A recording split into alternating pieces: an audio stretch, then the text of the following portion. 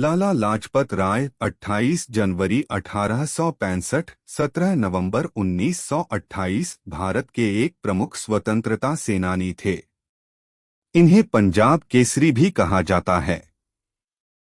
इन्होंने Punjab national bank और लक्ष्मी बीमा कंपनी की स्थापना भी की थी। ये भारतीय राष्ट्रीय कांग्रेस में गरम दल के 3 प्रमुख नेताओं लालबाल पाल में से एक थे।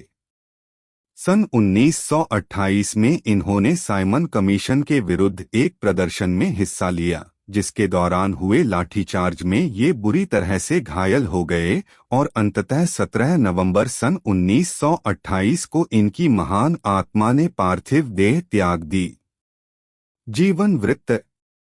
लाला लाजपत राय का जन्म पंजाब के मोगा जिले में 28 जनवरी 1865 को एक अग्रवाल परिवार में हुआ था। इन्होंने कुछ समय हरियाणा के रोहतक और हिसार शहरों में वकालत की। ये भारतीय राष्ट्रीय कांग्रेस के गरम दल के प्रमुख नेता थे। बाल गंगाधर तिलक और बिपिन चंद्र पाल के साथ इस त्रिमूर्ति को लालबाल पाल के नाम से जाना जाता था। इन्हीं तीनों नेताओं ने सबसे पहले भारत में पूर्ण स्वतंत्रता की मांग की थी। बाद में समूचा देश इनके साथ हो गया।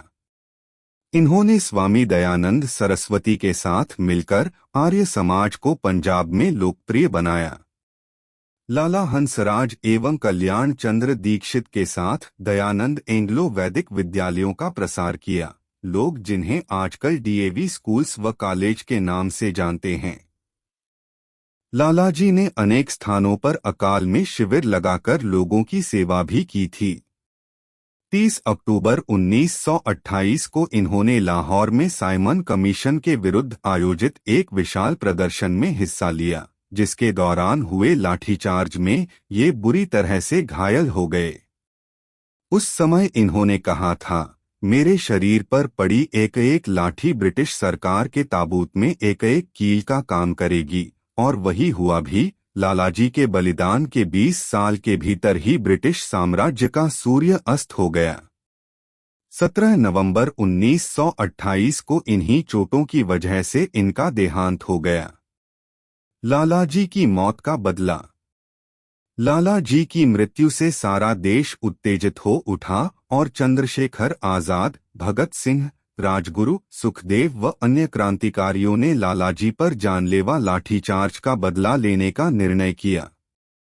इन देशभक्तों ने अपने प्रिय नेता की हत्या के ठीक 1 महीने बाद अपनी प्रतिज्ञा पूरी कर ली और 17 दिसंबर 1928 को ब्रिटिश पुलिस के अफसर सैंडर्स को गोली से उड़ा दिया।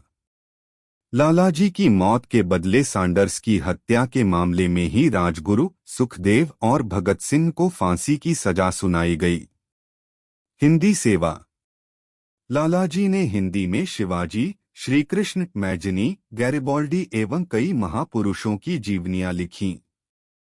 उन्होंने देश में और विशेषतः पंजाब में हिंदी के प्रचार प्रसार में बहुत सहयोग दिया। देश में हिंदी लागू करने के लिए उन्होंने हस्ताक्षर अभियान भी चलाया था। लाला लाजपत राय की स्मृति में स्थापित स्मारक और संस्थान।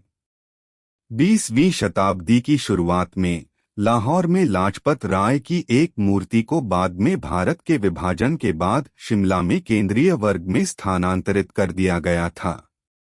1959 में लाला लाजपत राय ट्रस्ट का गठन उनके शताब्दी जन्म समारोह की पूर्व संध्या पर पंजाबी परोपकारियों आरपी गुप्ता और बीएन ग्रोवर सहित के एक समूह द्वारा किया गया था, जो भारतीय राज्य महाराष्ट्र में बस गए और समृद्ध हुए, जो लाला लाजपत राय चलाता है। मुंबई में वाणिज्य और अर्थशास्त्र कॉलेज। लाला लाजपत राय मेमोरियल मेडिकल कॉलेज, मेरठ का नाम उनके नाम पर रखा गया है। 1998 में Lala Lajpat Rai institute of engineering and technology, Moga का नाम उनके नाम पर रखा गया था। 2010 में हरियाणा सरकार ने उनकी याद में हिसार में लाला लाजपत राय पशु चिकित्सा और पशु विज्ञान विश्वविद्यालय की स्थापना की।